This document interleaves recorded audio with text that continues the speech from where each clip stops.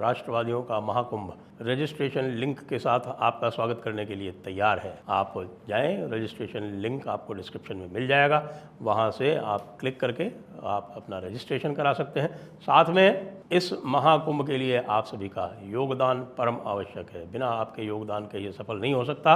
हमने अभी crowd funding का जो टारगेट दिया था उसका अभी 22% पूर्ण हो चुका है।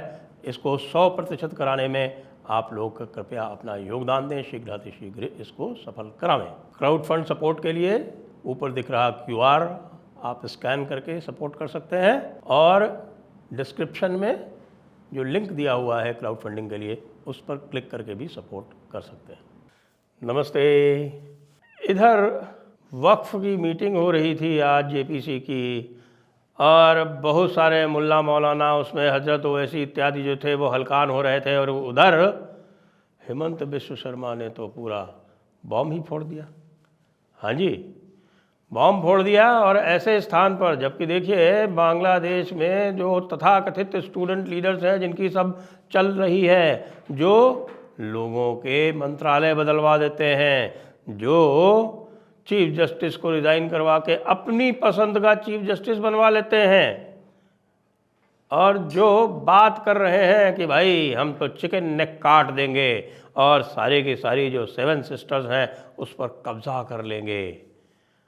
वहाँ असम के मुख्यमंत्री हेमंत बिश्व शर्मा ने आज कैबिनेट में पास करवा लिया नया एक्ट, जिसके अंतर्गत सारे के सारे काजी जो अपॉइंट किए जाते हैं स्टेट गवर्नमेंट द्वारा वो हो गए ख़त्म, और मुस्लिम मैरिज रजिस्ट्रेशन का नया कानून पारित हो गया।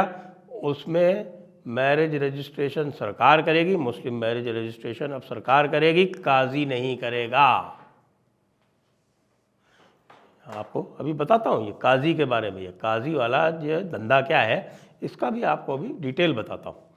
और दूसरी बात जो उससे भी अधिक महत्वपूर्ण है वो ये है कि अंडर एज, यानी जो 18 साल जो डिफाइंड है चाइल्ड मैरिज रिस्ट्रेंट एक्ट में, जो डिफाइंड है एज मैरिज की 18 साल से नीचे की किसी की भी लड़की का मैरिज का रजिस्ट्रेशन नहीं होगा।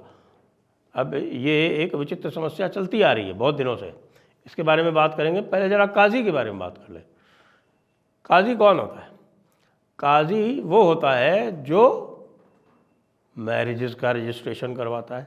क्या इसके लिए कानून है? जी हाँ, 1880 का एक 4 लाइन का या 4 सेक्शंस का कानून है, उसको बोलते हैं दी काजीज एक्ट। आपने कभी नहीं सुना होगा, मैं तो कह रहा हूँ हमारे अधिकतर जो वकील भाई हैं उन्होंने भी नहीं सुना होगा कि दी काजीज एक्ट 1880 जो है वो अभी तक स्टैच्यूट पर एग्जिस्ट करता है। जी हाँ, उसको हमारे आर्टिकल 373 में उसको अडॉप्ट किया गया प्रेसिडेंट द्वारा 1952 के बाद, और उसको कंटिन्यू किया गया, जबकि उसमें ऐसी चीज़ें लिखी हुई हैं कि it will apply only to the extent of jurisdiction of Saint George's and council इत्यादि इत्यादि। लेकिन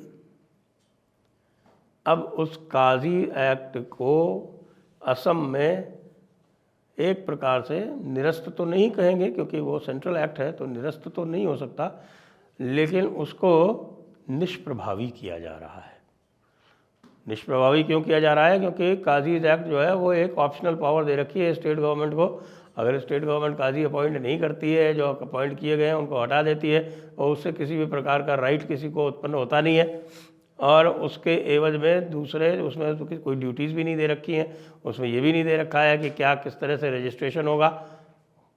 रजिस्ट्रेशन के लिए लाने के लिए पूरी तरह से स्वतंत्र है सरकार, क्योंकि ये जो मैरिजेस इत्यादि का जो ये लॉ है ये सारा का सारा आता है कंकरेंट लिस्ट में। मेरे ख्याल से एंट्री 28 है कंकरेंट लिस्ट की, या एंट्री 19 है, मुझे ध्यान नहीं एग्जैक्टली, वो चेक कर सकते हैं आप। अब ये काजीज एक्ट जो है ये निष्प्रभावी हो जाएगा, मैरिजेस का रजिस्ट्रेशन सरकार करेगी, उसी प्रकार से जैसे कि हिंदू मैरिजेस का रजिस्ट्रेशन भी सरकार ही करती है। और बाकी भी जितनी मैरिजेस हैं, चाहे क्रिश्चियन मैरिज हो, बुद्धिस्ट मैरिज हो, किसी भी तरह की जो मैरिज हो, उसका जो रजिस्ट्रेशन होता है वो सरकार ही करती है। क्रिश्चियन मैरिज का अलग एक्ट है, हिंदू मैरिज एक्ट में बाकी सारे शामिल हो जाते हैं। बस यहाँ एक स्पेशल प्रिविलेज दे रखी थी। देखिए सही बात तो ये है कि भारत में किसी भी सरकार का वो जो एक मुग़लों की मानसिक ग़ुलामी वाला जो एक फितूर है वो कभी नहीं गया। उनको आज भी लगता है कि यहाँ पर मुग़लों का ही राज है और इसलिए मुग़लों के लिए स्पेशल प्रिविलेजेस, स्पेशल प्रोविजंस वो लगातार न केवल किए जाते रहे, जैसे कि वक्फ एक्ट। वक्फ एक्ट क्या है? एक स्पेशल प्रिविलेज है। स्पेशल प्रिविलेज क्यों है? वक्फ क्या है? वक्फ मुस्लिम चैरिटीज़ हैं। Christian charity, Hindu charity, Buddhist charity, Sikh charity, उन सब के लिए एक कानून, सेक्युलर कानून, जिसमें सारे लोग जो हैं वो अपनी चैरिटीज़ रजिस्टर करा सकेंगे और उनके लिए जो चैरिटी कमिश्नर है उसको कोई स्पेशल पावर नहीं है कि वो चैरिटीज़ का सर्वे करके और चैरिटीज़ को अलग से बनावे या कुछ करे। मुस्लिम चैरिटी के लिए अलग से वक्फ एक्ट। अच्छा, वक्फ एक्ट भी ऐसा, अब तो ऐसा बना दिया है उसको, जो अभी वर्तमान स्थिति में जो है वो इस तरह का कर दिया है उसको जैसे कि बिल्कुल एक मुगलिया कानून हो, किसी की भी ज़मीन हड़प लो। तो इसी तरह का ये काजीज़ एक्ट है।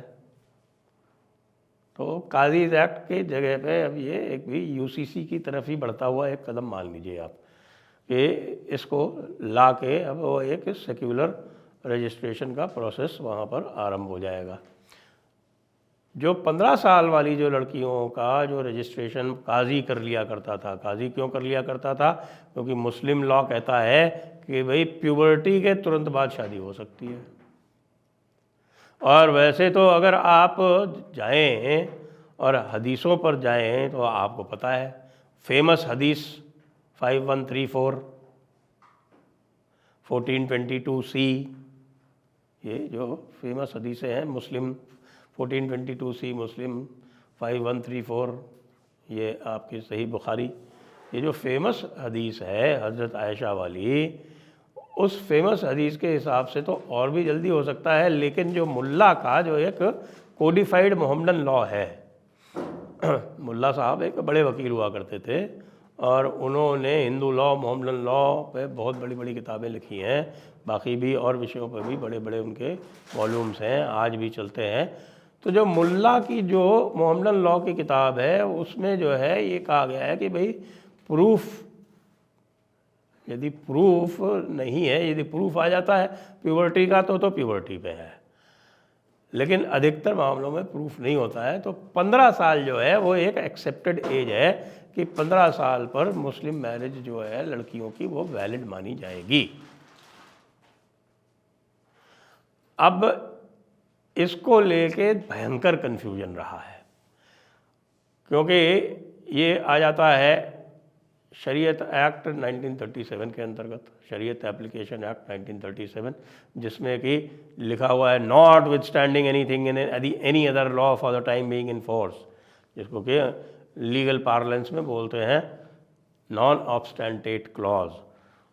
अब उसको लेके कई बार, अब जैसे ये सिविल लॉ है, ये क्रिमिनल लॉ के ऊपर लागू नहीं होता। चाइल्ड मैरिज रिस्ट्रेंट एक्ट जो है उसमें क्रिमिनल पनिशमेंट है, लेकिन इस कन्फ्यूजन की वजह से कई सारे हाई कोर्ट्स ने अलग अलग तरह की रूलिंग दे रखी है। जैसे पंजाब हरियाणा हाई कोर्ट की जो रूलिंग है उसमें 15 साल की उम्र पे अगर किसी ने शादी कर ली मुस्लिम लड़की ने तो वो वैलिड मानी जाती। इसी का बहाना लेके लव जिहाद के केस होते हैं कि किसी हिंदू लड़की को कन्वर्ट करा लिया और कह दिया ये तो मुस्लिम हो गई थी, हालांकि वो भी नहीं हो सकती क्योंकि माइनर जो है वो धर्म परिवर्तन भी नहीं कर सकती भारतीय कानून के अनुसार। लेकिन फिर भी इसमें जो है ये लूप होल होने के कारण कई जगह इसका मिसयूज हुआ है और कई स्थानों पर कोर्ट्स ने कहा है कि नहीं, चाइल्ड मैरिज रिस्ट्रेंट एक्ट है वो लागू होगा, यहाँ तक कि केरला में ये कहा गया। तो इसके बाद अभी कुछ ही दिन पहले एक आपको ध्यान होगा धारा 125 CRPC पुरानी वाली, उसका जो एक जजमेंट आया था सुप्रीम कोर्ट द्वारा, और वो मेरे ख्याल से जस्टिस मसीह और जस्टिस गवई का था शायद, या जस्टिस नागरत्ना का था शायद। तो उन्होंने ये स्पष्ट कर दिया कि secular law will prevail over personal law, इसलिए वो बात स्पष्ट हो गई। अब उसके कंप्लायंस में ये जो लॉ बना रहे हैं ये कि 15 साल या 18 साल से कम किसी बच्ची की शादी रजिस्टर भी नहीं होगी और उसके ऊपर सज़ा भी होगी, पॉक्सो एक्ट भी लगेगा। पॉक्सो एक्ट भी एक सेकुलर लॉ है, क्रिमिनल लॉ है, ये भी प्रिवेल करेगा पर्सनल लॉ के ऊपर, शरीयत एक्ट के ऊपर। तो भाई एक तरह से जो बांग्लादेशी मुल्ले हैं उनको चैलेंज दिया है हेमंत बिश्व शर्मा ने कि तुम्हारी तो क्या औकात है कि तुम जो है यहाँ कुछ करो, ये जो तुमने जो सोच रखा है कि तुम डेमोग्राफी यहाँ की चेंज कर लोगे वो भी नहीं होने दूंगा। औकात तुम्हारी इतनी ही है। और आज हेमंत बिश्व शर्मा ने बांग्लादेशी जो कट्टर हैं उनको अपनी औकात दिखा दी है। आप सभी से अनुरोध है कि कृपया हमारे चैनल को सब्सक्राइब करें और हमारे वीडियो को लाइक करें, शेयर करें। जय हिंद, जय भारत, वंदे मातरम।